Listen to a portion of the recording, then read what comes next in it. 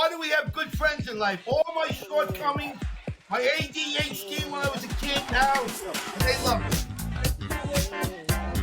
Here we are, Three Guys, Many Games. We're back. I'm Steve Sombrato. I'm here with my big brother, Vinny Sombrato, the rooster. Got Smalls here. He's looking like a rooster. Yeah. His hair's up in the air. He really is prepared for today, but we got a special guest today. We're on We're the really golf, excited.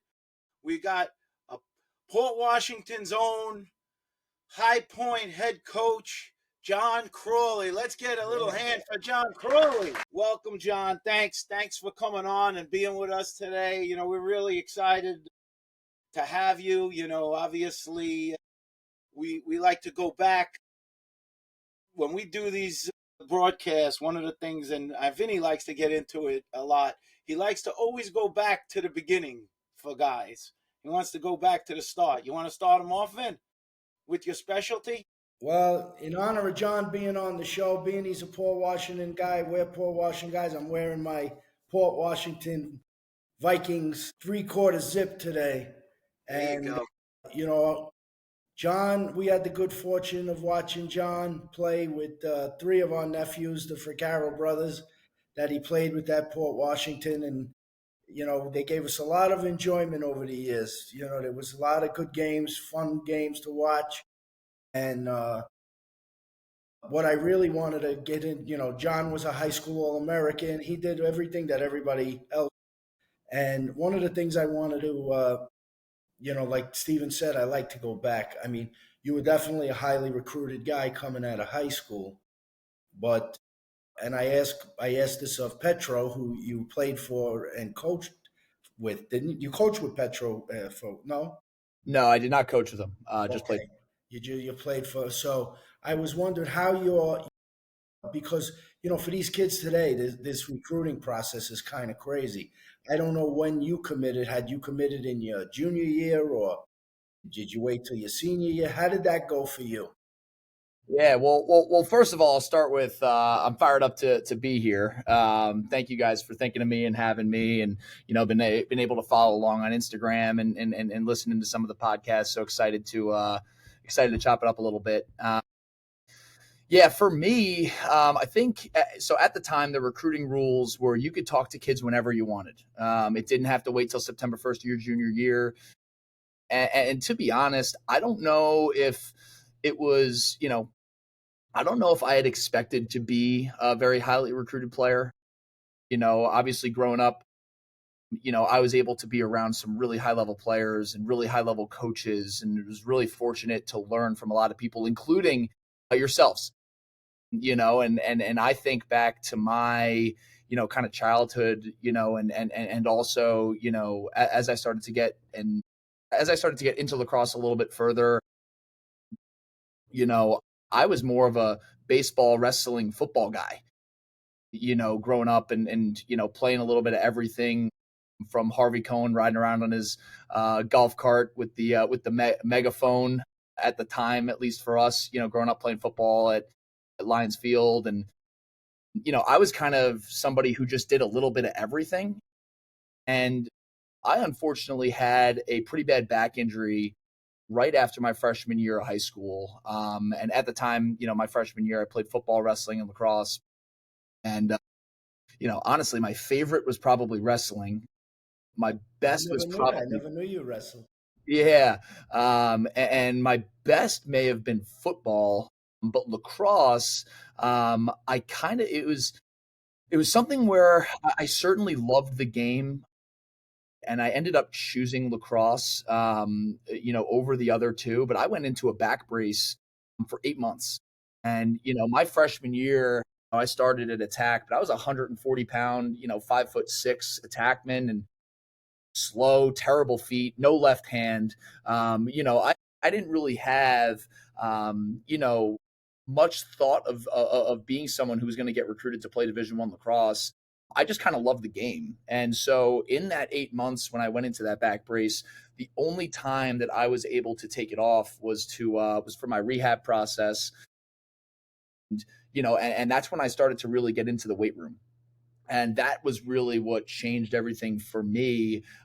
Because again, my freshman year as a 140-pound freshman, my sophomore year after those 8 months, I mean, I took my back brace off and walked into our first spring practice. I don't even know if I had many days of running before it, but I walked into that sophomore year at 175 pounds, gaining like 30 pounds throughout the off season.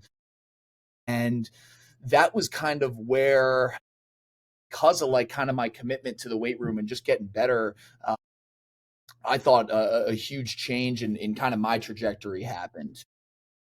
So my recruiting process, I played throughout my sophomore season, was lucky enough to play, like you said, with Jake, who was a junior at the time. Was able to learn a lot from him in practices and just kind of shooting extra after practice and all that kind of stuff.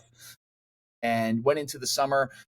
I had a pretty good summer, but again, I think that I wasn't really expecting anything. I just loved to play the game.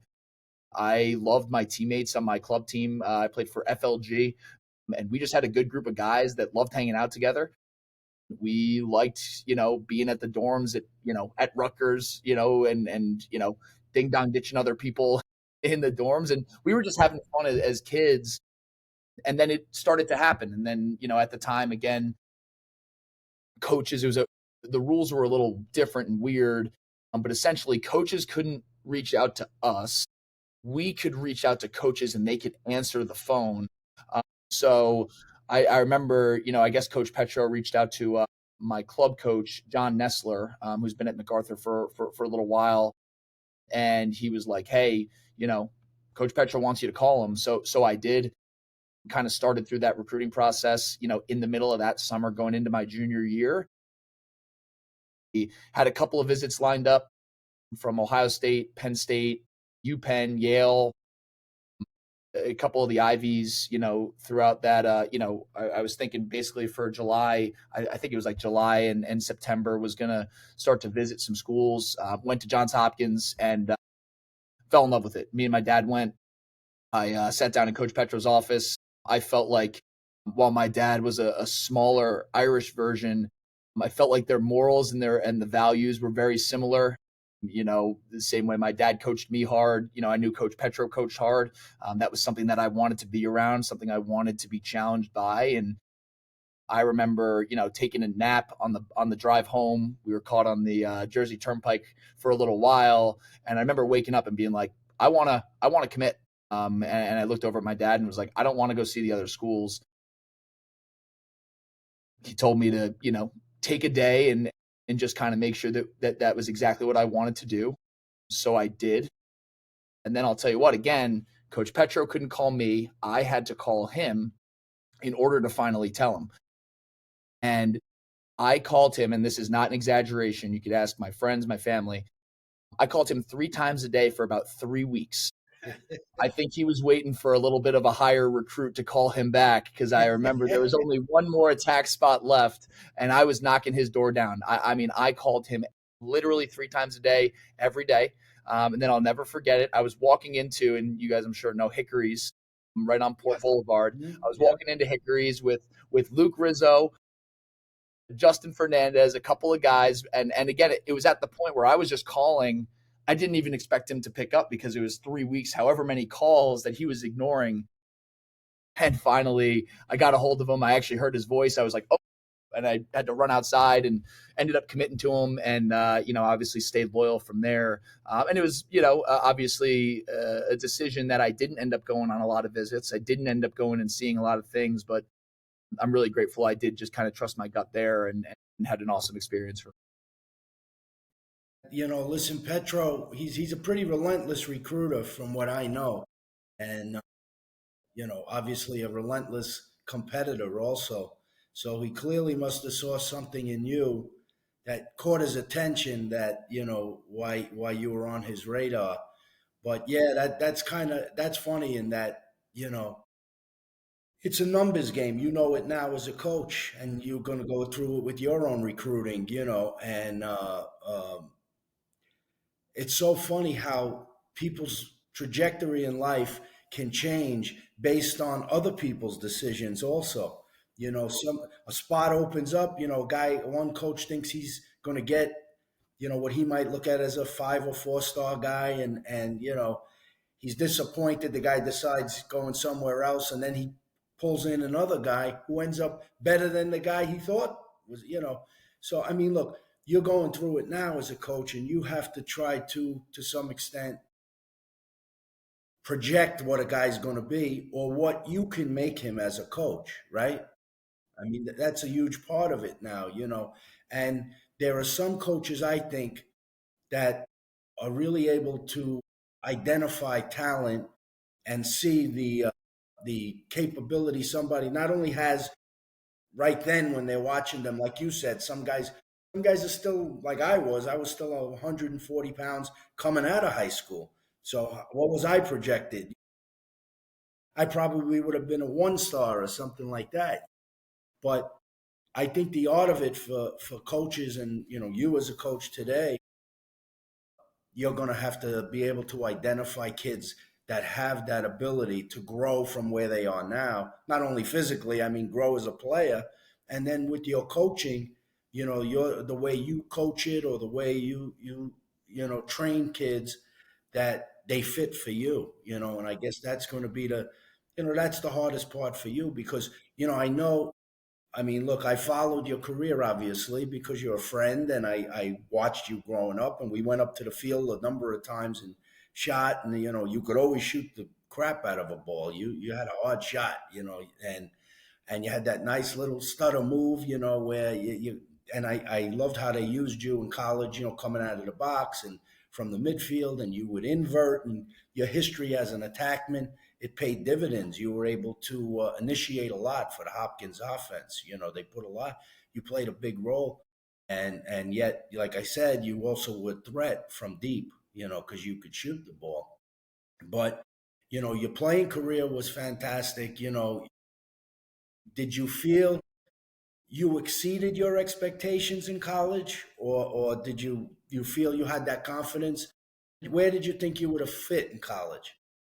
Yeah, I would like to think that I did. I think a lot of people, even when I committed to Hopkins, were a little surprised, or told me that, all right, you're probably going to be a defensive midfielder. They've got all these 4 or 5 star recruits.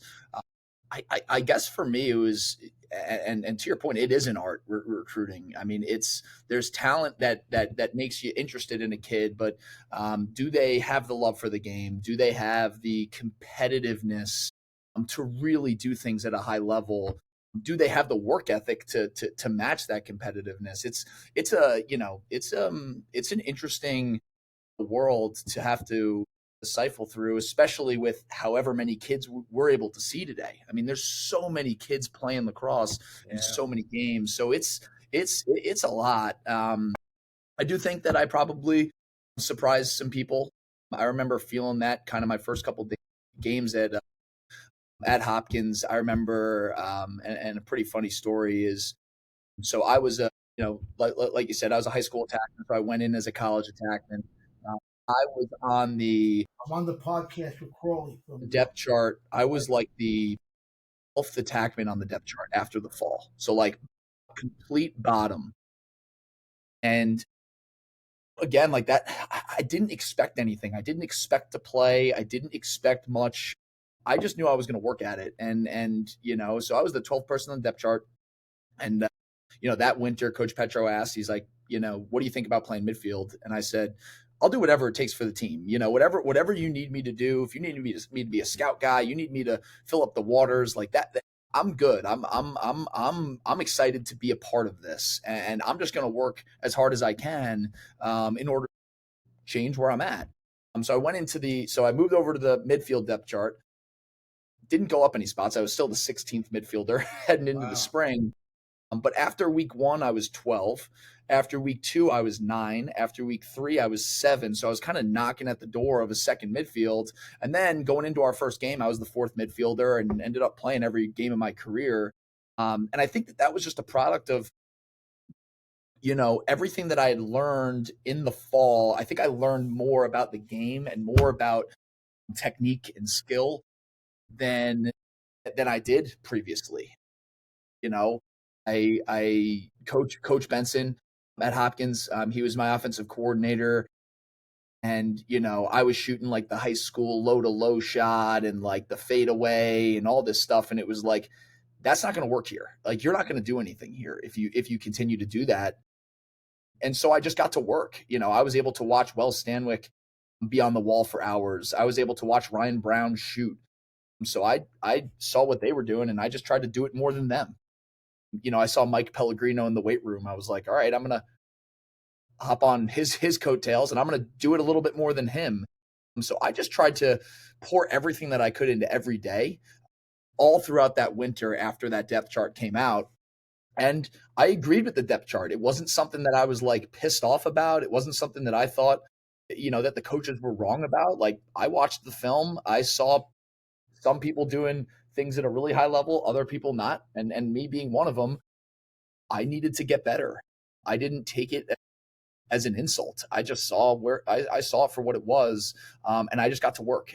And so again, I was able to watch and learn a lot, that first winter, my freshman year, between fall ball and spring.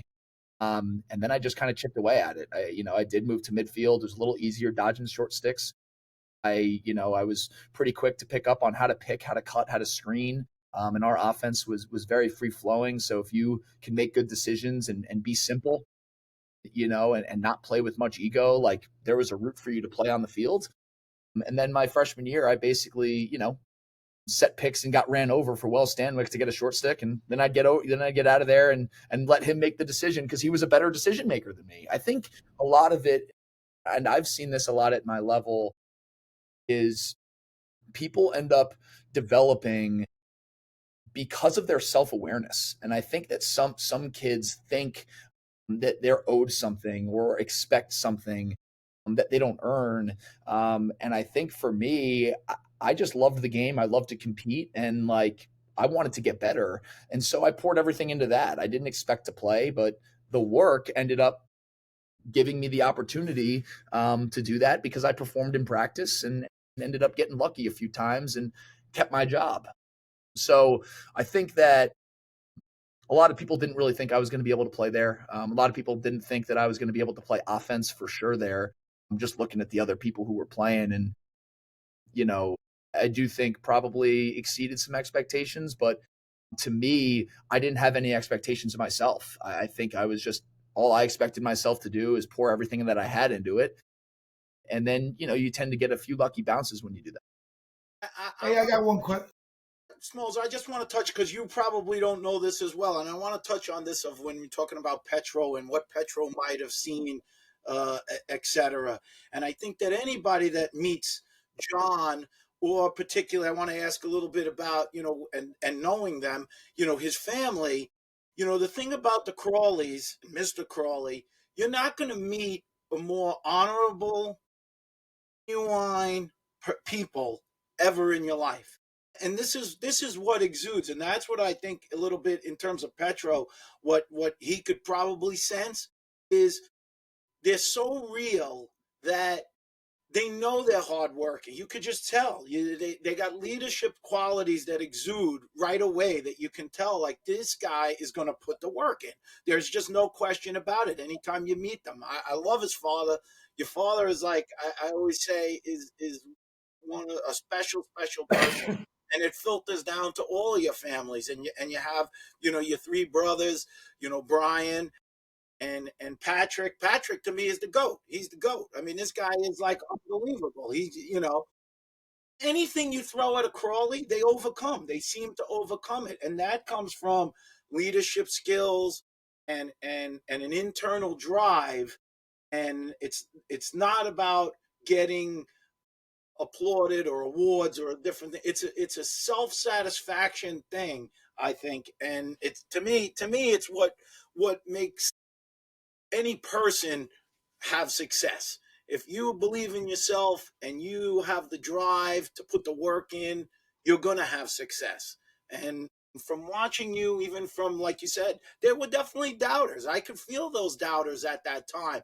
And when you started to have success, it showed, and it was a success that was shown through hard work. You were doing all the little things, all the grinder plays to bring success to yourself. And then you were adding other elements to your game. And then there was the doubters that said, well, yeah, he did okay there, but now could he actually like play in the pro leagues? I don't know if that he. And the same thing, you went out and grinded and started playing amazing in the pro league. So it's I think it's your internal. Maybe you could tell us a little bit, from your family upbringing, which I know is just tremendous. Like that attitude to bring to the table that drives the success. Yeah, I mean, I owe all that to my parents. There's no doubt in my mind. I mean, when I didn't make a team, it wasn't a complaint. It wasn't, the coach's fault. Like it was, let's get back to work. I remember, growing up, I grew up right around the corner from the school, and I would get home from whatever it was, baseball, wrestling, lacrosse, basketball, whatever sport it was. And, we would get home, and then me and my dad would get back in the car. We'd drive over. We used to, when I was a pitcher, there was always light in the Chase Bank parking lot right next to Weber. Yeah. And he used to be the catcher. I used to be the pitcher. And that's where he would have me throw, 30 to the inside, 30 to the outside, and, high, low, whatever it may be. So I think that just from the beginning, like he instilled a work ethic in me, and made me love the game too. He was certainly hard on us, in the way that parents want their kid to show respect to the game, and all of those kinds of things. But he came out and did the work with me. He didn't know lacrosse, so he used his baseball mitt, and we would have catches, and he would throw me bad passes and frustrate me and all these kinds of things. But it was all to get to work. And I think that just growing up, he's worked construction, blue collar guy. I think that I just watched what he did, every single day for our family. I watched what my mother did for all of us. I'm the oldest of four, and, the way that she cared for us, the way that she'd do everything that she possibly could to make sure that we were all taken care of and the house was taken care of and all those kinds of things. Like I was really fortunate to have two people kind of show me how to operate.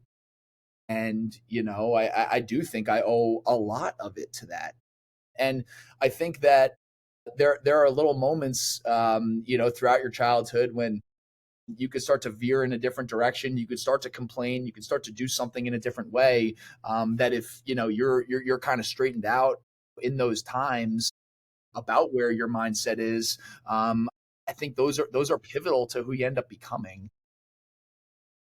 I'll give you a pretty funny story that all my friends kind of, joke with me about, because my dad, it's no flash, all substance. That was always what it's always been about. And, I think it was in like sixth grade, I started to make some really high level baseball travel teams. And if you've ever seen, kind of the young kids in baseball, they wear all the cool sunglasses and like all the bands and all of like the kind of like the swag things. As I started to play for this travel team, my father was working, so my mom took me out to I think it was like East Moriches for our practices. And I remember we were passing a Tanger outlet, and we pulled in, and all the kids on my travel team had these really cool sunglasses. So I begged her for it. She was like, yeah, no problem. She ended up getting me like a cool, shiny, flashy sunglasses. So I went to practice with them, thought I was really cool, came back to my PYA team where my dad was the coach. And he comes back and he sees me go out into go over to shortstop with the sunglasses on. He pulls me back in, and he asked me, what are those? And I was like, what do you mean? They're my sunglasses. I just got them. You like them? And he took them off my head and just cracked them right in half, and was like, that's what you have your eyelashes for. And because it just wasn't about the look. It wasn't about anything other than like, you're here to play a game that you should love. You're here to get better at that. And then it wasn't until after college that I got my first pair of sunglasses. Those are just things that kind of, in your childhood, I think that when you have people that kind of keep you in, where you're able to keep the main thing, as you're growing up, I think that that works wonders. Now, the sunglasses probably could have helped, maybe see a fly ball or anything like that. So they could be pretty functional. But that was just the kind of guy he was and is, that, it's about the work. It's about, and that's it. It's not about the flash. It's not about the look. It's about, are you getting the job done? Smalls, what did you wanted to ask John something? I don't know. You guys are so boring today. I almost fell asleep. Just kidding. Anyway, first question, Craw. Listen to me, because I have a little bit of issues going on. Tell me. Your name is what's your full name? Your middle name too. John Ryan Crawley. So, what was your nickname in school? I got to have a name to call you. Short crawls. It's got to be like one word. If it's two words, like J.P. Morgan, I can't get that. I tell Vinny, don't give me these names that match. Only thing I can call you is Crawdaddies. Anybody call you that? We had a restaurant out here called Crawdaddies. It was mostly Crawls. Crawls was the easy one, that a lot of people would do. What would you like us to call you, the three guys here, the fans? Crawls is great. That Crawls, works. all right, Crawls. All right, I don't know any questions. They're always going to be boring, and they're going to pick on me. But this is a question, one of the things I had for you. Also, like that talk, looking back at your career, what now that you're a coach, in hindsight, what could you have done better to be a better teammate? Now looking back in hindsight, as you were growing into the spot, how could you have been a better teammate as you're teaching the kids today? Yeah. I think probably when I look back and what I think about with our team and talking to the leaders of our team, our seniors, and is to just not allow anything less than in the highest level. I think at certain points in time, when you are a teammate, there are friends that you have that maybe aren't all the way bought in or aren't doing the same type of work that you are, and I think it's Kobe Bryant says, or used to say something where like, why would I pass him the ball if he's not doing the same work as me? Yeah, work ethic. I don't know. Like that, I don't work know ethic. necessarily. I don't know if it's necessarily that, but I do think that there's something to, not allowing the people around you to not pour everything that they have into something. And I think that was something that at certain points in time, in high school and in college, I think that I rallied some guys who like also had really high work ethic. And I always look back and think, what if I could have gotten more people to come with me, and come do the extra work and come do the extra things, and how much better of a team could we have been if I had done that? So when leadership is your thing for kids. When you were finishing school, what was the moment where you sort of said, I guess I don't want to leave the game? Obviously you went on to play in the pro league, but then at the same time, did you look to go into the real world, or right away was like, I'm going to go into this coaching world? Like, did that decision come fairly quick, or how did that come about? Yeah, good question. I mean, so everybody, a lot of the guys at Hopkins, specifically who are older than me, I think that, when you're in school, you're typically looking up to the older guys to like, all right, what route do they end up going into? And you kind of end up just like following their path in some ways.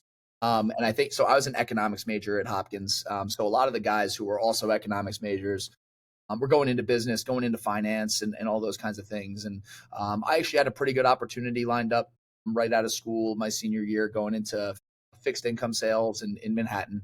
And I was kind of, again, following the train. But every summer, I never did an internship. I mean, I coached lacrosse. I trained for lacrosse. I did a bunch of camps and clinics every year. I was only around the game. And then when I'd come home, I'd help my dad on his construction sites at times. And that was the work that I so I remember going into Coach Petro's office, heading into, I think it was like March of my senior year, when it was like, all right, you got to sign a contract or not. And I was like, you've coached 17 years of guys like me. I was a 2-time captain. And, if you're a captain for Coach Petro, a lot is demanded of you. And you spend a lot of time with them. You a captain? Yeah. 2 times, not 1 time, 2 times. Holy shit, man. That's insane. Yeah. So, and me and Coach Petro were very close. I mean, we, constantly in contact about the team. And, I was meeting with him at least twice a week. And, I was in a lot of ways, especially after a year of it, almost somewhat resembling a coach in some ways. So I was really lucky to see how he handled things, and Right. I was able to be a part of a lot of those You went processes. from number 16 to being a captain on the team. That's Exactly. crazy. And being He went from, he's almost like Vinny Sombrado, went from a Scrabini at Chaminade all the way to being he was a Scrabini. We're not going to talk about that now, but he stunk too. People got to know he stunk. And he didn't get playing time his first year, but we won't get that. That's good, though. You went from 16 to captain. That's impressive. Yeah. Crawls, I like that, Crawls. So was Hopkins, was going back and coaching at Hopkins your first gig? No. So I went in and basically what he said when I asked him is he's like, I think you'd love being a coach. I think you love being around the game. I think that, just the way that you think about things, I think that you'd love it, and I think that you should at least give it a shot. And so I did. And I went into the summer. I kind of bailed on the finance job. I went into the summer, got drafted into the MLL. I was lucky enough to do that. So Jim Stagnita drafted me. His son was a freshman on my team at Hopkins. So I had kind of a relationship with him. He picked me up in like the 6th round. Again, I think it was a little bit of a charity pick just because I was pretty close with him. Ended up getting an opportunity to play in my first game and went 6-1 and kind of had a job for the next 2 years. I lucked out there. I had a really good relationship with Coach Staggs and still do. And he was really close with Kevin Corrigan at Notre Dame, who was looking for a volunteer assistant. He was looking for a young guy to kind of bridge the gap between some older coaches and the younger players. And he gave me an opportunity. He wanted to meet in Baltimore. He was recruiting in Baltimore. I think it was like early July. And he was recruiting. I met him at a Baltimore waterfront hotel. We spoke lacrosse. We put salt and pepper shakers around a table. He offered me a job for not much money. And 2 weeks later, I moved out to South Bend. And I just kind of took insane. Just kind of. And that's how you started coaching. How old were you at that time? I was 21, 22. That's crazy. Yeah. So, and all my friends from home, they're working in finance in the city. They're working, they're out of the train station in Port and going there. All my friends from Hopkins were, in kind of those worlds. And I kind of just took a leap where I was like, you know what? I love You're having more fun than them. They're telling you how many millions they made, and you're sitting having fun building lives. It's building lives or becoming how many millions of dollars you have in the bank. At the end of the year, at the end of the time, building lives is way better. But we're not going to get into that though. But keep going. That is great. Yeah, I love it. Yeah, so that was my first opportunity. So just gave it a shot. I love it. It was an awesome experience. I learned so much at Notre Dame my first year. 21 years old, as a coach. I know you guys had Jerry Byrne on here. He was I was over at his house for dinner, 2-3 times a week. He really looked out for me. Him and I became really close and still are. So I learned from him. I learned from Coach Corrigan. I learned from Matt Carwick. Essentially there was now actually looking back, there's 4 head coaches on that coaching staff. And wow. I learned a lot from those guys. And honestly, I fell in love with the game because of my experiences with those guys, or I fell in love with coaching rather because of my experiences with those guys. Again, like it was a family atmosphere. They did everything and more for me. And they gave you a chance that you needed. That's Vinny talks about getting the opportunity for kids and people. Sure. That's a good thing. I like that. Yeah. So how many years were you at Notre Dame? I was there for a year. 1 year. Yep. And then Matt Carwick, who was one of the assistant coaches, got the job at Colgate. Okay. And he was offering me the opportunity to be his offensive coordinator. I remember. And so, I took that job. Again, I'm, 23 years old. There's kids on the team who are older than me. But he gave me an opportunity, and again, really grateful for him and that chance. So I was up at Colgate for that next year as the offensive coordinator there for his first year at Colgate. After that year, I took a job with Kevin Cassis at Lehigh. So I was at Lehigh for 3 years, and again, just around really good people. I learned a lot from a lot of really good people. What a lucky kid! Exactly, that's a lucky kid. Interesting about it is like. You look at the people, you're right, the people that you're involved with, especially from the coaching level, just around Petro and then Coach Corrigan and Jerry Byrne and and he's got to be lucky too as young to get in there. Exactly. And and you're a sponsor. Wow. Well, you And make your sometimes own people, luck. You make your yeah, own luck, and you yeah, get the opportunities based on the reputation you're developing. And he right, was exactly. developing a reputation that he had value. You know, he's a young guy. That's important too for some coaches because he's able to relate to players maybe better than a head coach sometimes. Sometimes I think at least, at least in my experience, some young players on teams they're more open with an assistant coach than they would be to a head coach. They're a little intimidated by a head coach. So that's important. I think Man, John, I'm sorry. That sounds a little odd to me, but it may be right because it's coming from you, the goat. that's just Telling my me, point of view. you're telling me a younger guy is more effective than a head coach? In terms of relating to the players sometimes. Oh, talking because you're younger. I got you. All right. Closer in age, he's I got close you. in age. A lot of That's a times, good point. players from a head coach's standpoint, he's looked at as he's the coach, Right. but I he's got also you. like an authority figure. Good point. Yeah. He's the guy Yeah. who can give you the thumbs up or the thumbs down. You're right. The guy you end up making like almost a friendship with is your assistant coach. That's funny they said Who's that. taking Yeah. interest in you, and that's why the assistant coaches are very valuable to a head coach. It's something that Wow. they add so much, and that's why you just said it. Look at the assistants you had when you were an assistant at Notre Dame, and how different guys have moved on. And there's some guys who just like being assistant coaches.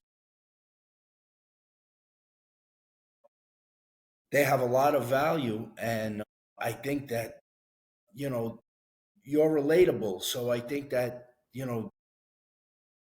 coaches or people who are giving you those opportunities, they recognize that, and they recognize that value.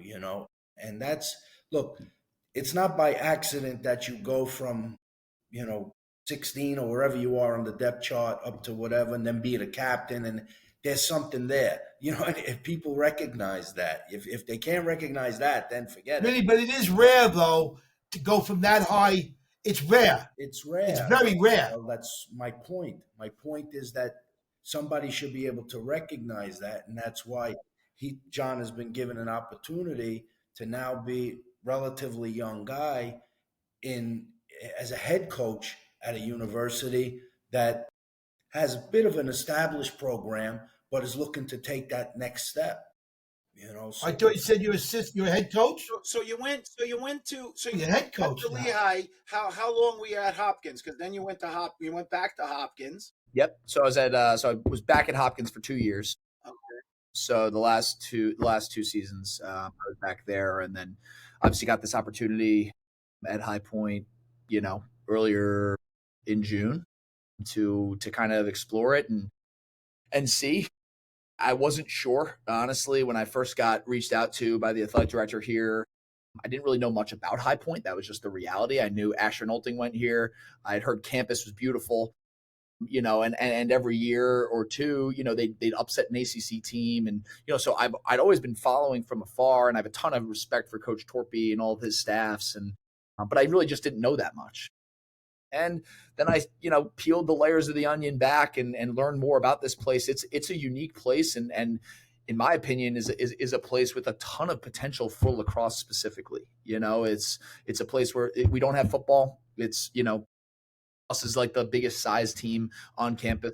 It's a lot of Northeastern kids who end up coming down to High Point. So a lot of kids who, lacrosse was big at their high school, so they are interested in lacrosse. They like lacrosse. They want to come to the games, and what Coach Torpy did in a short 14-year stint. I mean, he started the program 14 years ago, to be able to, be super competitive in the A10 the last couple of years, but also win a couple SoCon championships, have a bunch of PLL players. I started to see why when I started to look into this place. The president here took over 20 years ago, and it was an 1,800 student liberal arts college. Now there's 6,500 students here, and there's 17 different schools. I mean, there's business school, there's the school of dentistry, law school that just went in. Like the growth opportunity down here, it's an interesting place. It's a God family country university, and I think that's attractive to a lot of people. And, there's a huge emphasis on life skills and student experience. And so the more that I kind of learned about it, I was like, this is a sleeping giant that's not even asleep. They've had some really high level years. They beat Carolina last year, and they've had some really good players and coaches coming to this program. And ultimately it became an awesome opportunity. And, it's been that way all the way through. Do you have a business plan where you're going to come up with something where someday you might take it to the Final Four? Maybe a little NIL. Maybe somebody could give you $1 million that got money in that. Isn't it a Christian school or something, a religious?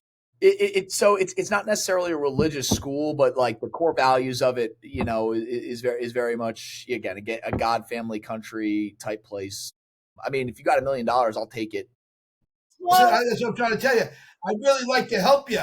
You're a young guy. I'd like to really get on board. And I said, if you guys would listen, they never listened to me.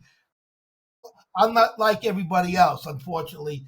But I'm saying, had you had a business plan or something, how you're going to get there, maybe you present it, there might be some people that give money, because some of those schools, they give them a lot of money to basketball and football now. I haven't really seen lacrosse, but I think there's room maybe to break through, and maybe we can pay some players and to get to the next step and maybe to win a national championship, because isn't that your ultimate goal? I mean, help the kids, and why not you? Exactly right.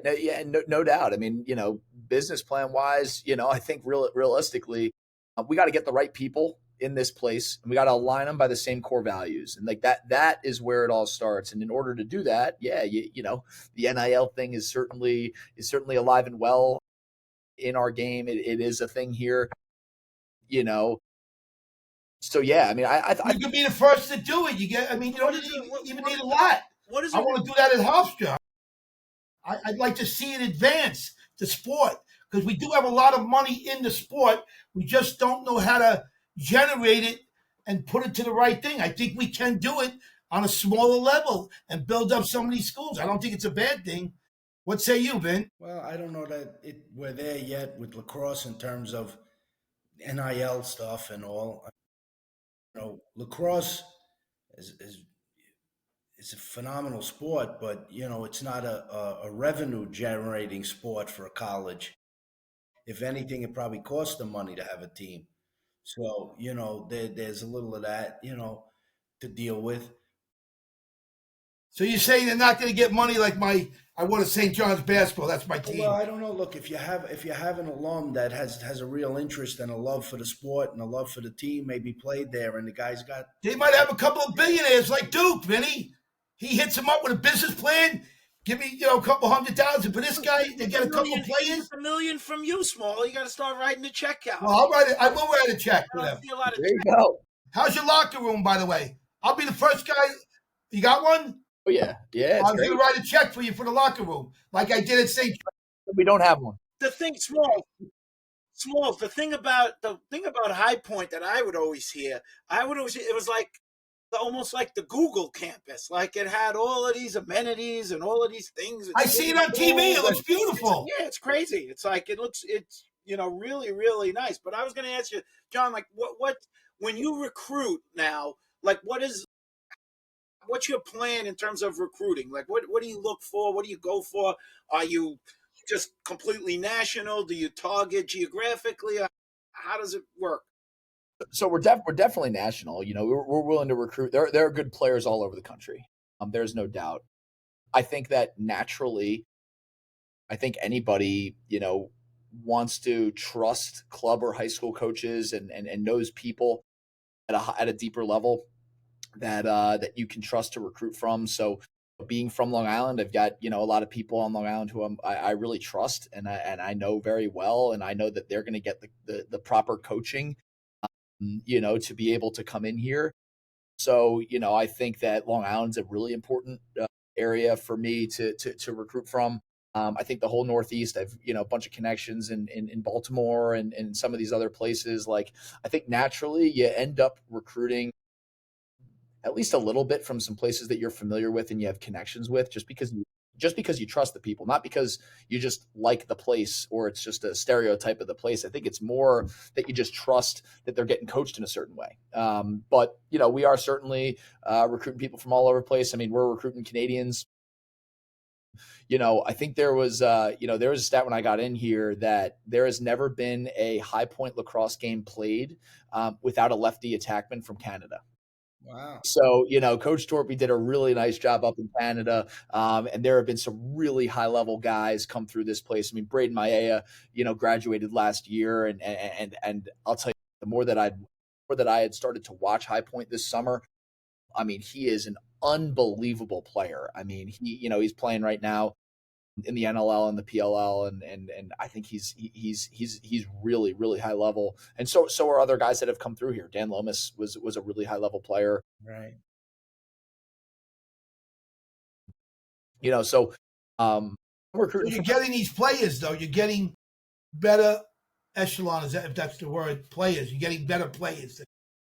Yeah, well, I think Coach Torpy did a great job as well, and I think more than anything, right? Obviously, talent gets you on the board, but what we do what we do a lot of work on is making sure that we're understanding where the kid comes from, what kind of kid he is on his team, what kind of teammate he is, how competitive is he? Right, yeah, that's good. Yeah. Like, how selfless is he? Something that I look at on the offensive side that is probably different than some other coaches is like, I really look at how people pass the ball. I think shooting is certainly important. You got to be able to put the ball in the back of the net. But, You have any Chaminade kids? We do. We got a Chaminade kid coming in, kid Matt Offsey that had committed to us. He's an LSAP. I've coached Offsey. Yeah. Is that your first Chaminade kid? He is. There you go. For our recruiting classes, yes. I was going to say, you look at it, they know who I am now. Say my name, Vince. Mr. Chaminade. He's Mr. Chaminade. Mr. Chaminade. You need anything in there with the coach? I'm going to know the new coach is coming in, and I'm the guy to I'll give the little push that you may need for some players. Take it easy. You're getting ahead. Here we go. You're getting ahead of yourself. Slow down. So, John, this year, now let's talk a little bit about this year. You've had, as a first year, there's been some highs and lows. It's been a bit of a roller coaster. It seemed like the team. Listen, in college lacrosse today, I always say especially if you follow, we do our picks and things, and we can't get anything right. It's like you don't know what team's coming out. One week they come out solid, the next week they lay an egg, and it's like a big roller coaster. Second, what do you mean we can't get anything right? You guys can't get anything right. You're losing. You're at the bottom of the barrel. Yeah, that's true. And I'm winning. I'm winning again. And they don't know what to do. Crawley. It's bad. This is really sad. You just proved this point. You might as well be throwing a dart at a dartboard. But so High Point season thus far. You've had some good finishes, and especially this past week beating a very strong St. Joe's team. You've up and down, but you've positioned yourself. I think every team at the beginning of the season, as far as expectations. Wait, Steven, did you beat St. Joseph's? I'm sorry, what? Just last week. I'm sorry, they said it. I wasn't paying attention to usual. That's a great win. That's a great win. So I think every team at the beginning of the season, their goal should be if they say, oh, well, maybe you win your conference, well, to win your conference, you got to get in the conference tournament, so, and then you got to win some games to get into the conference tournament. So, so as far as checking boxes, you've made it into that first box where you're in that conference tournament. Now you've done the work to get yourself there, now coming off that win, and obviously still got to play St. Bonnie's, to position yourself. And there's no easy games, it seems like. What are you looking forward to in terms of maybe the next few weeks, and what kind of potential noise you can make going forward this season even? Yeah, I think the end of seasons are always exciting.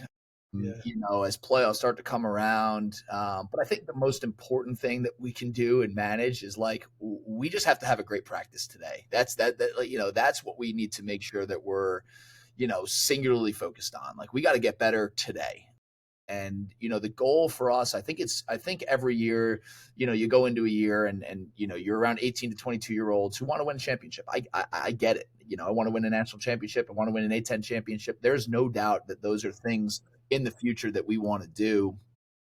But if you get really caught up with creating those goals and only thinking about those goals, you lose sight of what is really important, which is to get better. And that, and I think that for us, to your point, it's a bit of a crapshoot. It's, you got 18 to 22-year-olds that are seeing social media. They're seeing this, they're seeing that. They come from different places. And what has been most important for myself and our staff and our captains is to make sure that guys understand, like, we just have to worry about the day. We have to worry about winning each day. We got to worry about, are we eating the right things? Are we getting enough sleep? Are we competing out at practice? Are we getting the most out? Are we doing things with intent? Are we getting the most out of our lift? Are we getting better? So for us, I think that human nature is to look towards the end. Human nature is to look at, we have this, we're going to have, we're going to be the 2 seed, and we're going to have either this team or this team in next Thursday. And then we're going to have this team on Saturday if we win that. And I think that that's where teams lose sight of what's important, which is, like, we got to worry about having a great practice today. We got to worry about beating St. Bonnie's this weekend. And then when we get to next week, we're going to be where our feet are there. And I think that that's the toughest thing, for 18 to 22-year-olds. So it's tough for us is to understand, like, all right, we are close to some of our overarching goals, but we can't be staring at them. We can't, it's like, you got a pimple on your face and you keep picking at it. It's not going to help.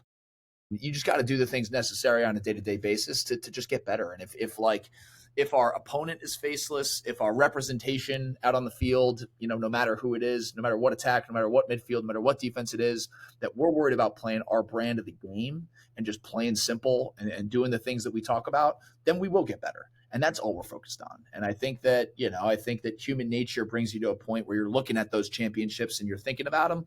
And, the biggest goal for me that I'm excited about is practice today.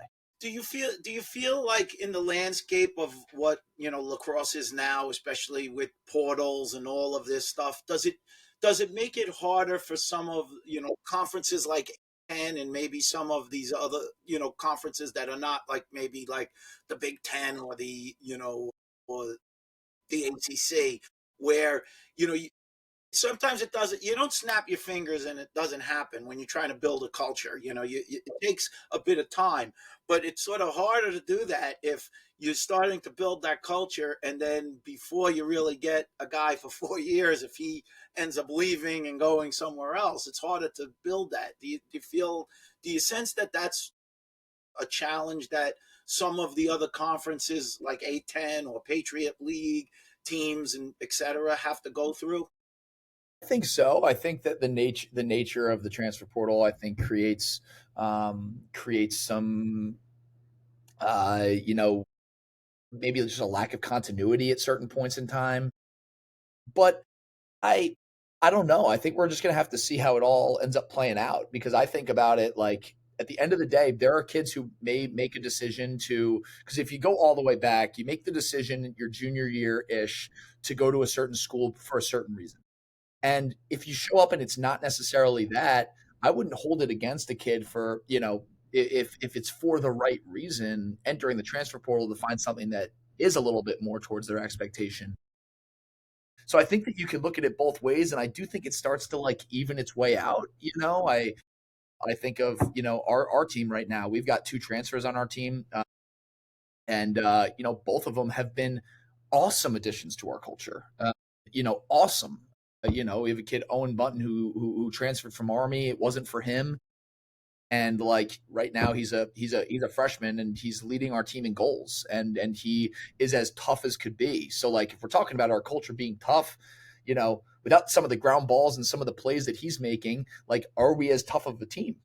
Hey, Crawls, I'm a little confused at something. This is me anyway. Vinny loves this part when I'm confused. No. We have to laugh also. No, but when you're doing something and you're building a brand, and here you are, we'll deal with an example like myself. I'm not happy at High Point. We're building a brand. It didn't go the way I wanted it to go. And here I am as a sophomore. I want to leave. You're hearing rumblings and everything like that. As a coach, do you call the guy in the office with all the other coaches, or do you have a meeting with the kid yourself and say, listen, I've been hearing things. How do you handle that part of it, knowing that you may lose a player? Do you not say anything at all? Do you let it go because it's hearsay? Or do you get the kid and you call him one-on-one? I don't know how to handle it. I don't know myself how I would do it. Yeah, It's trying some times we have now. They're hard times. No You're doubt. dealing with stuff no other coaches had to deal with. Sure. Go ahead, Coach. Yeah, no, so like the center of our, culture, so to speak, and the things that we talk about is it's everything starts with the level of respect for each other. And to me, the center of respect is telling each other the truth. And so for me to be able to tell our players the truth, for them to tell each other the truth, that is like, to me, the center of what can help build. Yeah, but Coach, let me play devil's advocate. I understand what you mean, but say the kid's not happy. Are you able to pick up on his not happiness? Yeah. And Yeah, how do you? Combination of everything, right? Like if it starts with telling each other the truth, like I am not afraid to have those conversations. I'm going to be extremely direct. If I don't, yeah, but what if you're not playing the kid? What if you told the kid, listen, we want you to be our starting attackman, and the kid digressed or whatever the word is, he's not doing good. Now you're sitting the kid. Here's the family in the background. Here's all the bit. I don't understand this coach. He brought me here. I'm not playing. These are realistic things that do happen, and sometimes it's not your fault. It's like a gray area, and it is very hard to deal with. I'm not going to play for that coach. When you communicate the truth, when you come from a place of giving the truth and not hiding behind it, then maybe. But there is no such thing as truth. No, there's truth. There's truth. And then there's no such thing as truth, no such thing as facts. Excuse me. Let me emphasize and get a chance to say what I meant. I don't mean the truth. I'm talking about the gray area for the coach. He told me I was going to play. My parents, I'm going to start. And now I'm not playing on the team. I want to leave. This is what's happening, Vin. The sport is kind of like in a very mixy. And here's what I'd say is then go. Yeah. I mean, and if you got to go, you go. And I guess my point is the center of it is truth. Yeah. They come in and willing to say that to me. And like, that's okay. Like, I'm not going to get offended or if it's not exactly what they expect. Coach, I gotta push back on you a little bit on that. You would say just go. I would try to figure out how I could keep this kid because he may be valuable down the road. Maybe he's not a starter. Maybe I say, listen. Maybe he would if that's what he felt. But you're making a hypothetical situation. Well, of course, I'm not picking on him. Fantasy kid listen, who wants to leave. These are all John. This is all stems from his life. Yeah, so these questions have to do with him. No, because Vinny. He was a national champion, but he's still mad that he never got on the field. So that's Oh, here's a guy. Okay, this is what Vinny's only locked. He never won in college. This is the kind of questions that have come out. No, but but Coach, seriously though, the point is this, Smalls. It's not about me. You're playing a sport. There's not the one thing that works in any sport you play or anything you do in life is hard work. If you didn't have to deal with people in the portal. Put the work in, you're going to succeed. Now, I know all that. You're just giving a hypothetical about a kid. So I'm not picking on him. Will you slow down? You're shot out of a cannon again. Yeah. Take it easy. Take a couple. You're attacking me. I'm giving good points here. Breaths and listen for a second instead of keep talking. What I think as a coach, and this is from my point of view, how I would be. It's very difficult to say to a kid, you can project what you think. If I'm recruiting someone, I can project where I think. An obvious question: where would I play? Am I going to be in attack? Am I going to be midfield? Would you use me at X? Would you use me on the wing? A coach is, that's a loaded question because what you just said. If he says, "Oh, I'm going to use you at X," but now the kid is not really capable, and you got somebody who develops better than him, and now you put the other kid at X, you're going to say, "You lied to me, coach. You told me I was going to be X." It doesn't work like that. This thing is a constantly evolving situation, coaching. You have Vinny, I understand that, but you're in a portal situation. Years ago, we never had that. Well, and then he said the right thing. You would have left Hofstra. You would have left Hofstra. That's what he gets paid for, to be the coach. So if he's making those decisions, they may be all right. Some may be wrong. Who knows? But if the kid at that point is unhappy with the decisions the coach is making, that's a good thing there's a portal. He's got an option to go somewhere else. Right. Because if he's good And enough, that's where it somebody works else for is going to grab him and say, No, you missing the point. I asked you how he would handle that when you got a kid there that you may need him down the road for the playoffs. He just told you. He just told Yeah. you. So He deals it's it really from the basis of the truth. Starting with being honest with the kid, that's where it starts. I would much rather have a harsh truth told to me from a coach than to have the guy pat me on the ass, but in the meantime, he's really bullshit. Vinny, can I ask you a question, Vin? Go ahead. Vin, this is my opinion, but it's only my opinion. You played for Hofstra. If we had the portal back then, you would have left Hofstra. He did have the option. He was. Hold on a second. He did not have the option. He went to work the last year. He didn't play the portal. The portal is a different situation. I had an option when I was out of school after my second year, but the rules were different. You had to be in the school for a year. It was a whole process. No, but Vin, I didn't ask that. I said, would you have left? If at that time I had a better opportunity and I could have left to a portal, yes, of course I would have. If I would have You said if you would have played if you would have went to Hopkins, you would have won 3 national championships. Well, they won 3 times without me. So I think if I was on a team, no, I'm just bringing a point. I'm sorry, we got a little off course. Of course, I think what you're saying is like, but what if that kid can turn into something for you? And that's just, I guess my point is like, I would be honest about that. Yeah, are you holding the kid back from reaching his potential? Not you personally trying to. I'm not picking on you. It could be anybody. I'm not taking it that way. Yeah. I totally understand what you're saying because these kids are leaving now. Yeah, I'm hearing rumblings next year. I'm not going to name names on the thing here. People are going to leave. People are going to 3-year players are going to leave the schools to go in the portal. And I think the other side of it that I think is really interesting, and I just saw a stat of this. I don't know the exact number. Is that I would just be honest and give them the full picture. I would say, hey, like this person performed better than you in this, and this. We could watch the film. I could give you my reasoning. I could be right or wrong. I'm not sure which one it is, but I have to make a call, and I'm going to go off of, and I use a lot of statistics to keep it as objective as possible, so that way they understand and they see why they're not.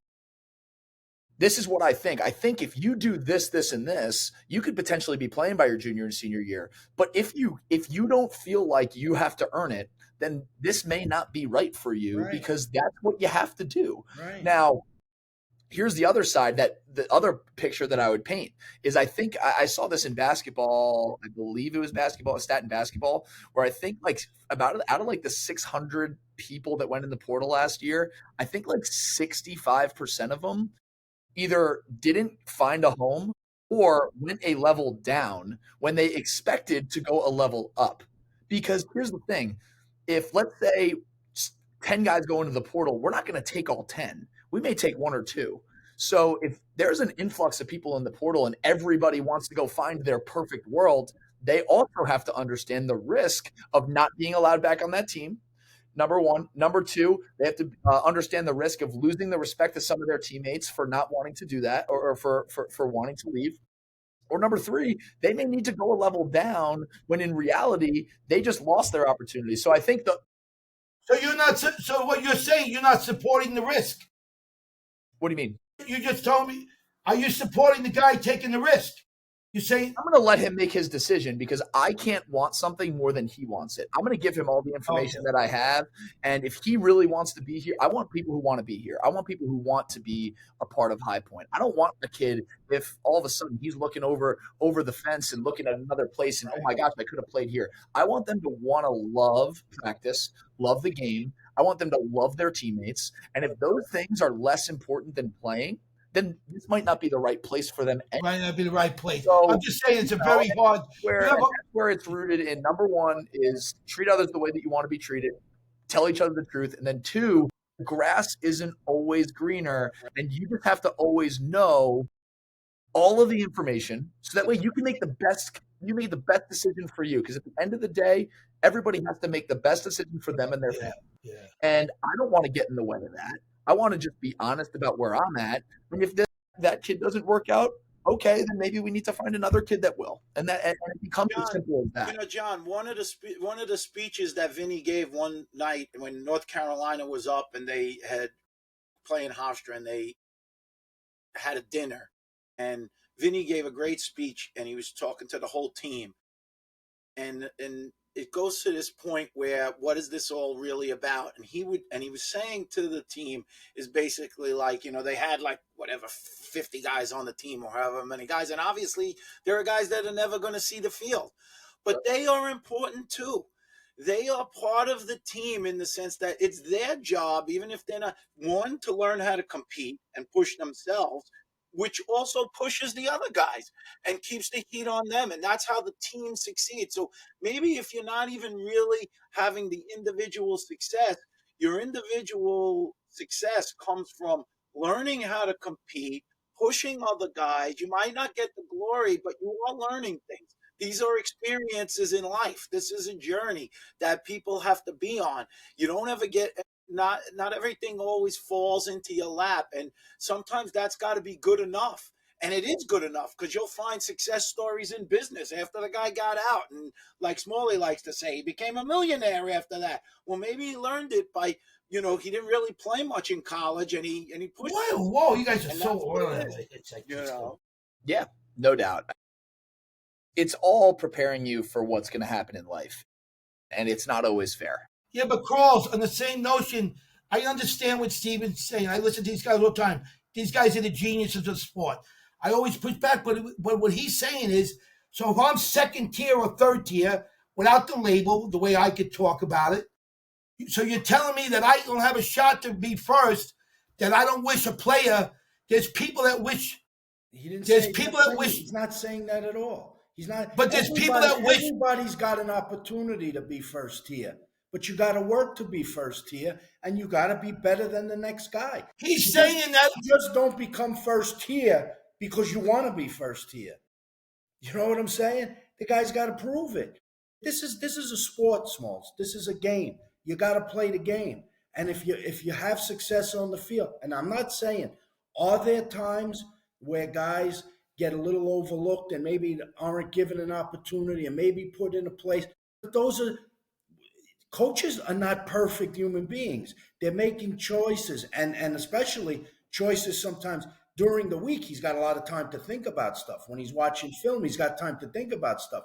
When you're in the game, in the heat of the moment, that's where great coaches are made, because they're able to make instantaneous decisions to give their team the best chance to win. And they're able to make those instantaneous decisions because of what they see the whole week with a kid.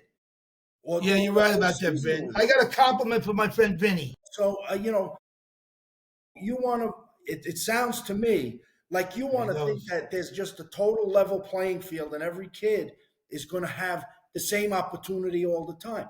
The only opportunity you're given is to work hard and earn your spot. That's it. That's the opportunity. And if you're a real competitor, that's all you need. If you're a real guy, that's all you need. Well, I also think that, like, if you lose yourself in like loving practice and loving getting better, like the label of playing or not playing becomes less important. And Steven, you brought it up earlier. Like, and I said this after our game this past weekend.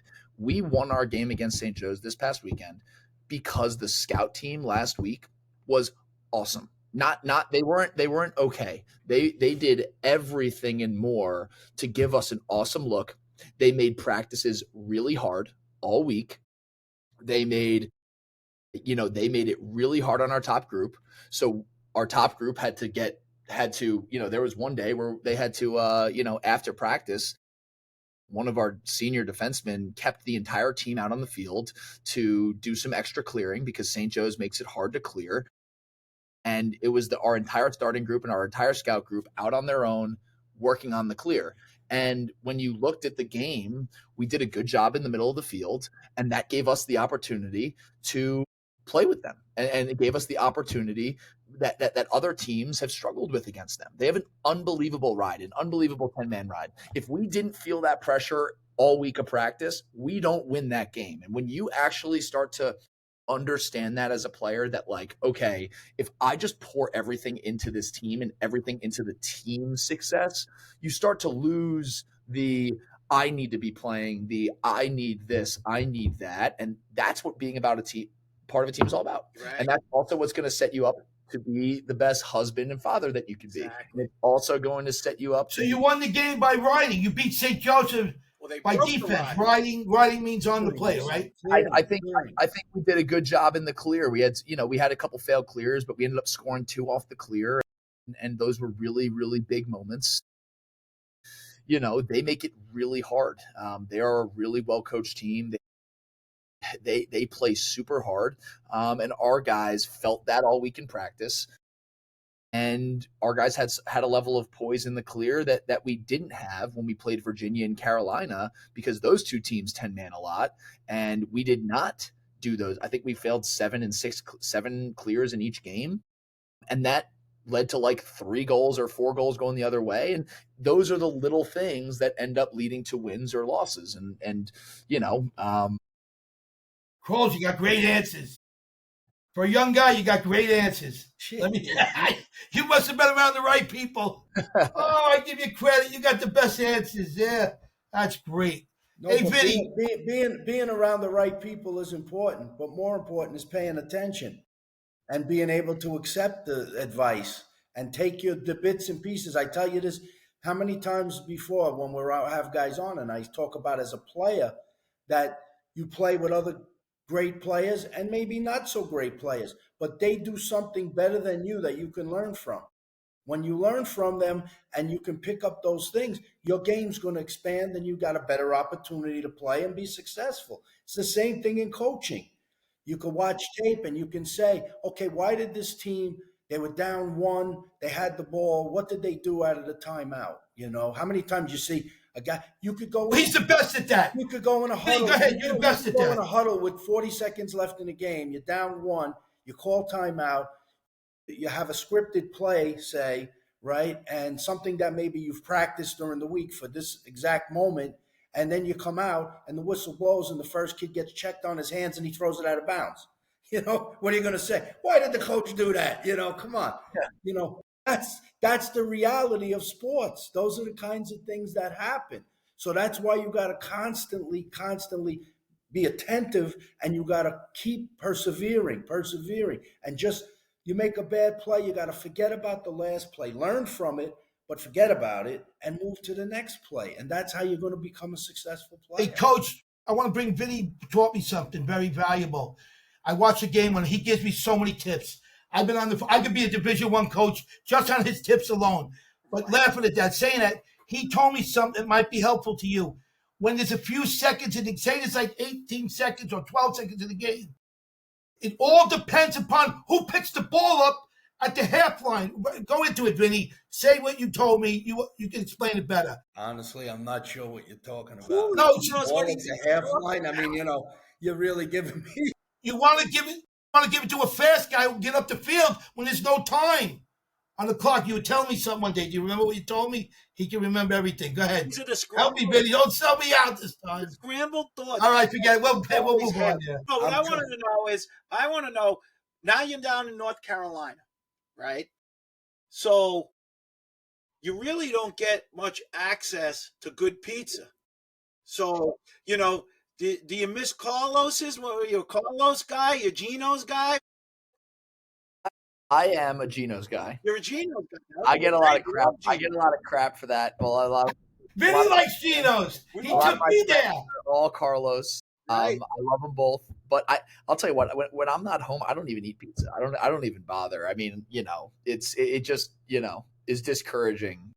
I mean, I would even say that when I was living in Baltimore. I wouldn't even touch it.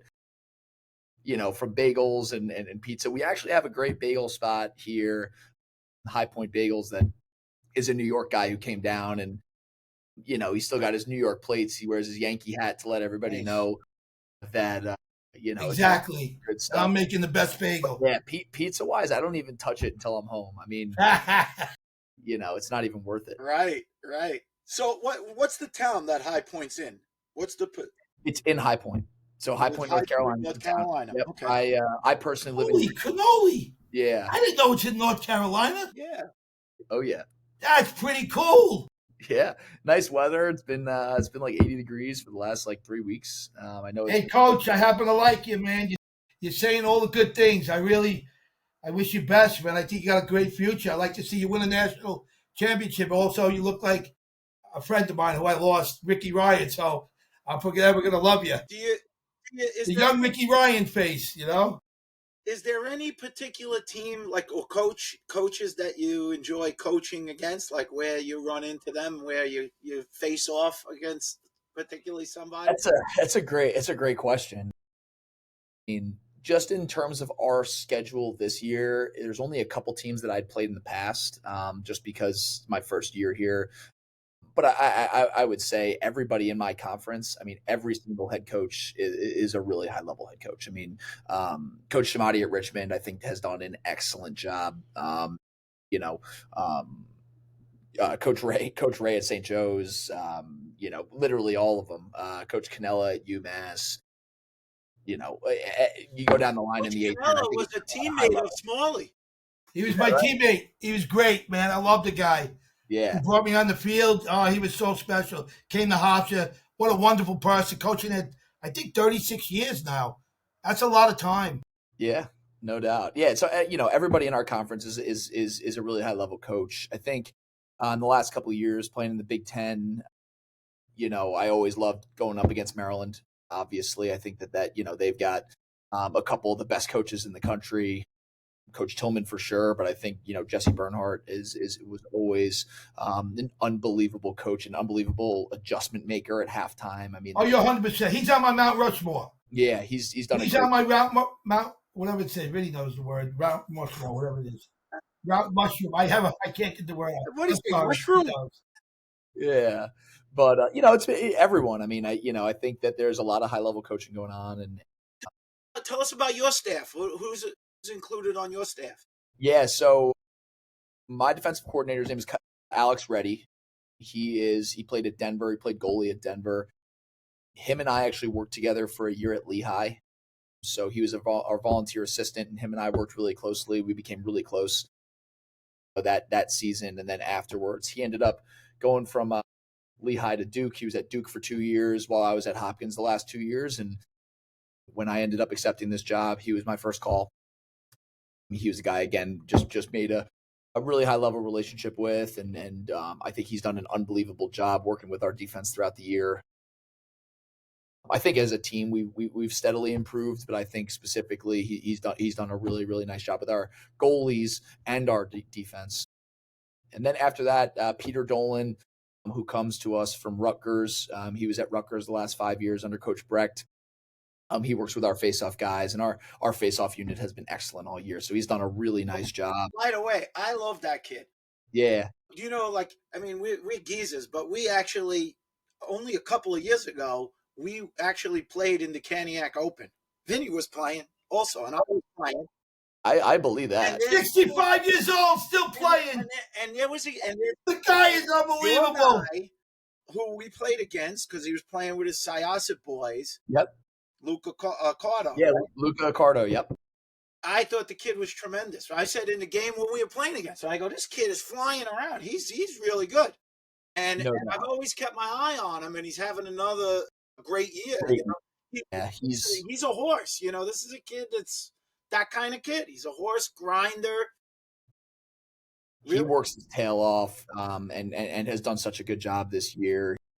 He's like, Long Island, wants to be a cop, a kind of guy, and just works at it and has done an awesome job. And Coach Dolan has done an awesome job with him, and our whole face-off unit. So that's our other assistant. And then our third assistant is Matt Littner. He was at Roanoke the last couple of years. He was the offensive coordinator at Roanoke. Him and I actually crossed paths when I was at Notre Dame. He's very close with the Byrne family. His father and Jerry are really close, and So I ended up crossing paths with him at a couple camps back at Notre Dame, and he's done an awesome job. He helps me a bunch with our offensive guys and, just realistically everything he does. He wears a lot of different hats and has done an unbelievable job. So all three of them have, hit the ground running right from when I got hired last summer, and hired each of them at different points in time, and, taking over a program of, we've got 58 kids on our roster, coming into a program with an unbelievable former coaching staff that, created a really good culture already. And, so there's been a lot of work, and I'll tell you what, the staff has done an unbelievable job. They really have, and put us in a position to, again, travel to our conference tournament, like you said, and we'll see what we. Hey, Coach, are you very nervous? Are you very nervous when you got the job? Like, because it's a very big responsibility for a young guy. Like, Yeah, I don't think I really had much time to be nervous. you didn't think it, but you went into the. I got you. You Yeah, get right into it, and it's like, it's wow, essentially. it's a lot of responsibility, man. Yeah, but God bless you, man. I really wish it's not easy, man. Today, handling so many kids. I bet you Smalley didn't know this accolade that John Crawley has. It might be one of his most special. Crawls to me, baby. I don't He know. crawls everywhere, this kid. He might crawl his way to a national championship if he takes my policy and raises $1 million. He'll have the first 3 guys. I'm telling you. You're my He can first do call. it, this kid. You're my first call. Did you know Thank he you. was? Did you know he was first team All Alley Pond? Yeah, he made our first team all Alley Pond. He was This first. coach goes back to Alley Pond. He was down. Vinny, he's not one of your disciples, is he? Now, not Yeah, many he's a people lax know rat. about that. He's a lax rat. I didn't know. I don't know much. Man. I'll tell you what, Vinny, you brought it up earlier. When you are a player growing up and you're in an environment like Long Island, you're around so many different styles of the game that you have to be able to learn from different people around you. And the art of like pickup lacrosse has gone away a little bit with how important club lacrosse is and recruiting is. And I think it's a huge detriment to kids in their development, because everything that they do is, all right, weight room, club games, and then like individual lessons. And there was nothing that prepared me more for college than being able to play at Denton Avenue or Alley Pond. And my first Vincenzo, my man. first time really playing with you guys, because we had shot before out, down at the pit, and but it was more like just shooting and stick work and stuff like that. But then finally playing some pickup lacrosse. The only lacrosse that I knew at that point was, all right, we're in a 14, we're going to dodge from the wing, we're going to throw it forward, or we're in a 1-3-2 triangles and we're going to rotate around. So all I knew was structure. And I think it was my junior year of high school. I think it was Denton Avenue League that I came and played with you guys. There's a lot of college guys, so I was kind of like starstruck a little bit by some of the people who were playing, and you were suited up and you were playing. And I think my first time being out on the field, you told me, because I kind of wanted to know, like, what's our plan? How are we going to win? What are we doing on offense? He's like, well, after you pass, you just got to move, and you got to cut, you got to screen, you got to pick. I wasn't a basketball guy. I was a wrestler. Played a little bit of basketball, so I didn't know what a cut or a screen or a pick was. So all I knew was to pass and cut.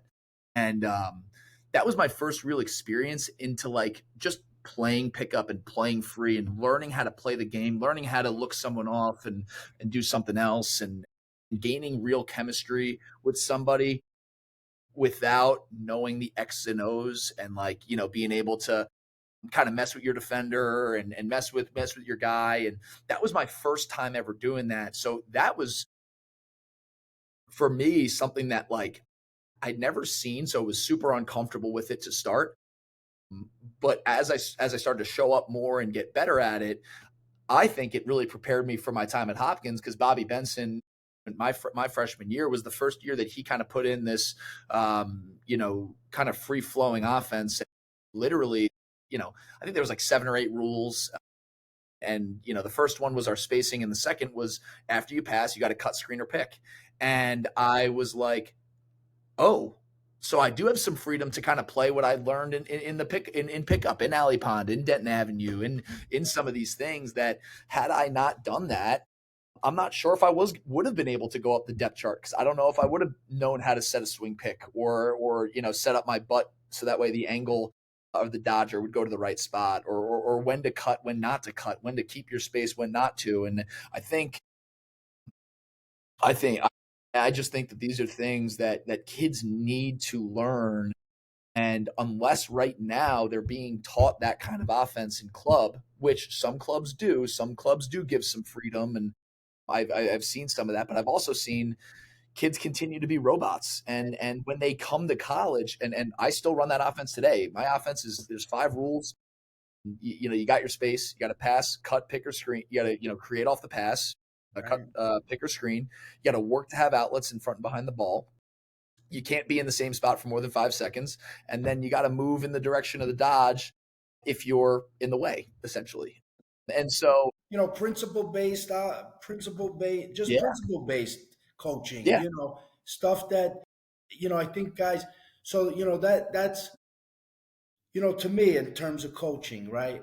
I always felt like there's two kinds of coaches. I've played for a lot of great ones, and you know there's coaches who coach to the players they have, and coaches who coach to the systems they want.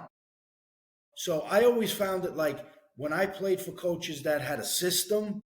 I mean, there's some good things in having a system, but when you don't have the players who are capable to play that system, you're only hitting your head against a rock at some point. no doubt, I always feel like not every kid is the same. Not every kid has the same talents. Not every kid has the same decision-making ability. So you have to make it easier for them. You have to give it a little bit more of a free flow. And so, I like to coach. If I was coaching, I like to coach to the players I have, as opposed to saying, this is what we do, and you have to conform to what we do. I like to more say, give the kid the freedom, because I think that's where they're most comfortable and the most confident. And when you're most confident, that's when you play best.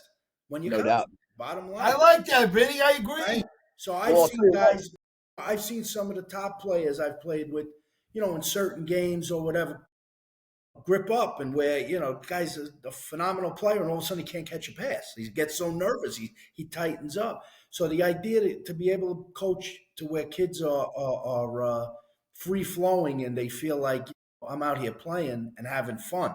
Because to me, you got to be having fun. I know everybody wants to win, but when you're having fun, that's the best. no doubt. My question is, have you ever considered, like, this is one of my things watching lacrosse for so many years. Like, you're at a team now, maybe it's like a mid-level, I would say, you're trying to work your way up to get to that top 10 at some point. That's of course the aim and the goal. But I see a lot of teams year after year, based on the talent they have or whatever. It seems like I've watched it. I was playing in college in the 70s, and obviously the rules have changed. The style of play has changed. When I played, there was a horn after every out of bounds. And then they had rules where there was unlimited. Teams would have 6 poles on the field you were playing Sure. against. That Yep. changed. Then they limited it. Then they brought it down. And all these changes, I think, have made the game better Sure. as far as I'm concerned.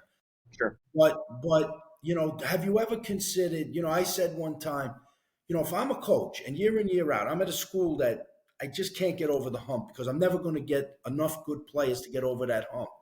I got to think outside the box, and I got to make the other team. I'm not going to play the normal thing. I got the pole on the wing. I got the guy here. I'm going to substitute my offensive guys in and out, or at some point I'm going to say, let me recruit some two-way guys who push the ball up the field, push tempo, and get these other really good teams out of what they normally do and make them uncomfortable in how they're playing. Great point. Great point. So, Yeah, I mean, that to me is like, I said one time just kiddingly, and it happened at a necessity one time. Actually, Petro was on my summer league team coming out of high school. We only had 4 defensemen on the team. 3 of them didn't make the game. And we ended up, only Petro was there playing defense. And we were playing with short sticks on D, but guys were running over. And I said, think about this. If you played with 9 short sticks, and you really got guys who were smart enough to know who had to stay back and who had to go over, You'd never. How would a team adjust to that? That's playing, the style where they got to get their guys on. Now that's genius. There's something. I'll give Vinny credit where credit's due. That's genius. That's why I give him a compliment every once in a while. Transition. There's something to it. I mean, I think that where we start to try to develop in a lot of our fall and winter, like we play sixes, everybody with short sticks.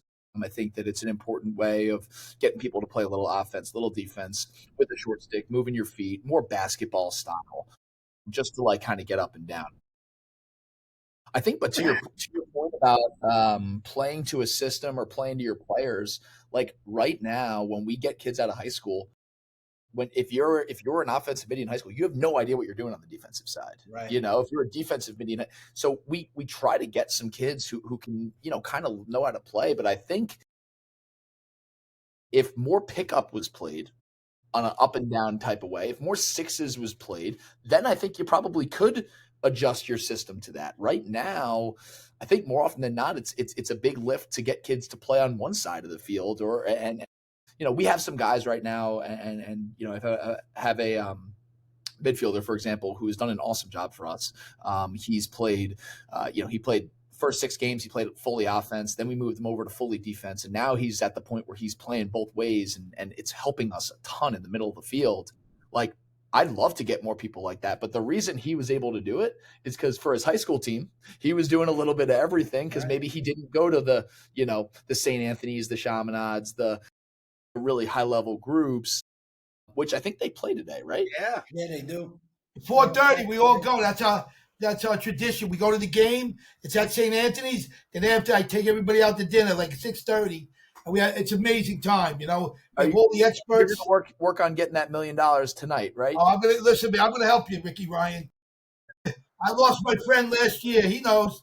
Played for the university, but this has been great. Yeah. So, Vinny, I guess to your point, like, I think ideally, being able to have guys who can play both ways is awesome. It creates so much more for your team. I think it creates offensive transition. It makes it easier in the sub game for other teams that try to do that.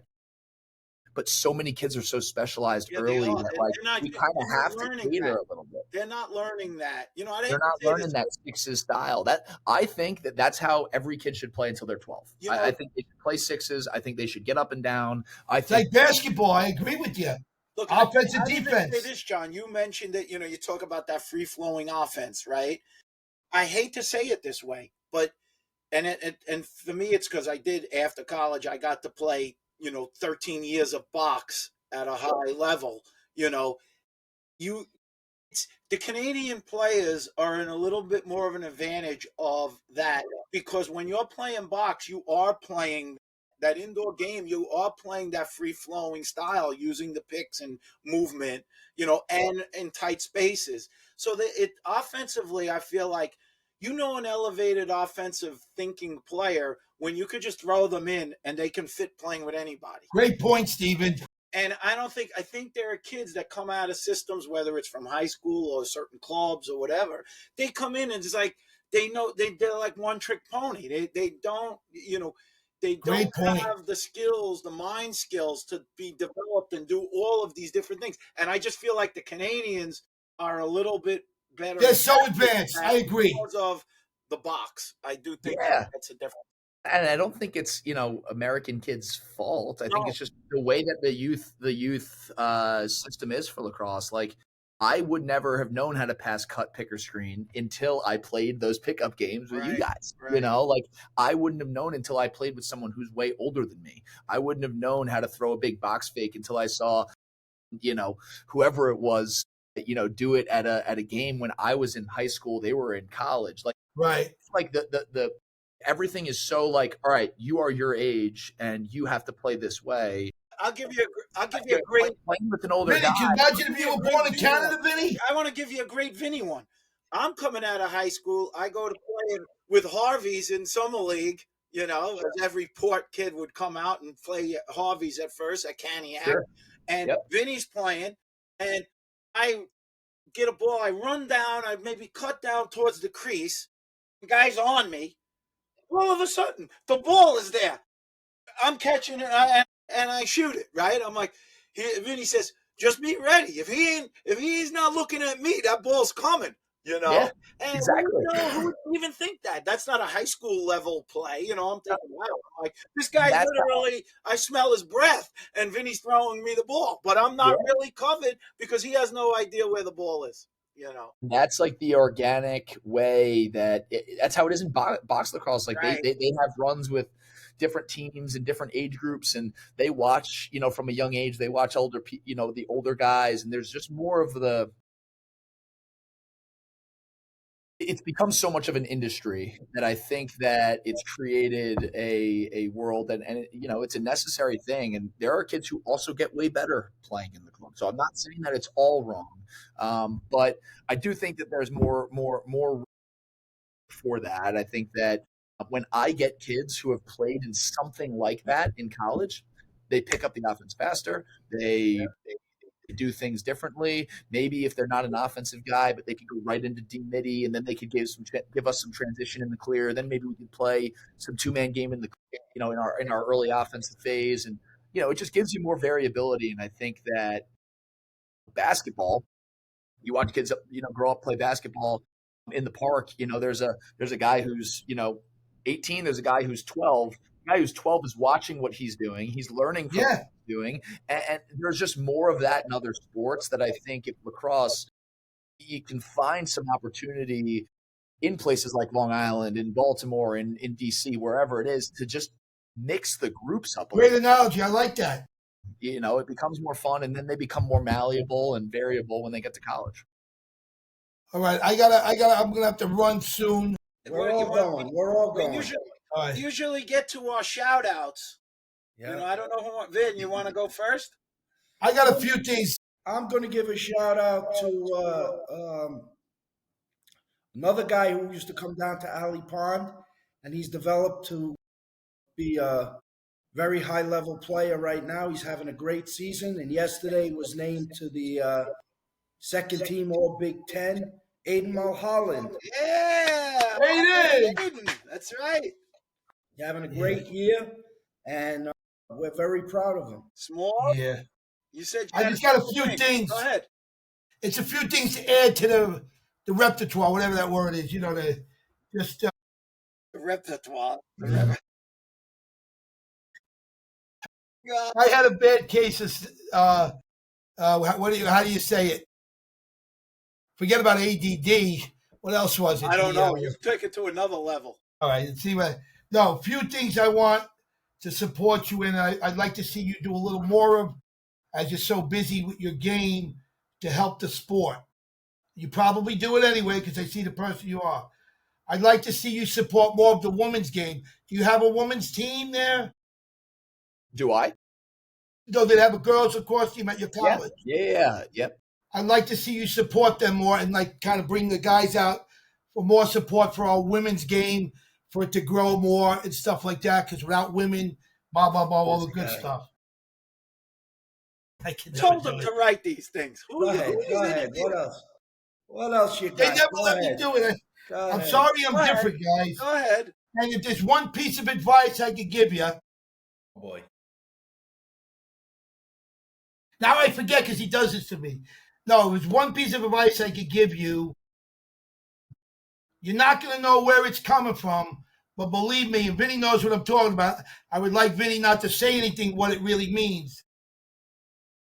Before some of the games, towards the end of your season, don't tell anybody, but go out and warm up the goalie.